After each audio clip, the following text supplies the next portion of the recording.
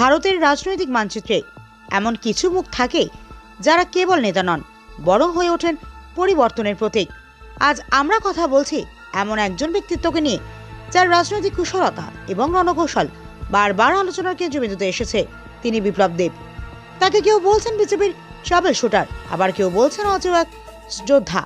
ত্রিপুরার কথা মনে আছে, যেখানে দীর্ঘ ৩৫ বছরের বাম শাসনে কার্যত স্থবির ছিল রাজ্য, কিন্তু 2018 সালে ইতিহাস পাল্টে দিলেন বিপ্লব দেব।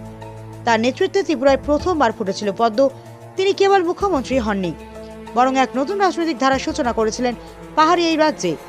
এরপর ডাক এলো হরিয়ানা থেকে, যখন বিজেপির জন্য পরিস্থিতি ছিল অত্যন্ত প্রতিকূল, যখন রাজনৈতিক বিশ্লেষকরা সংশয়ে ছিলেন।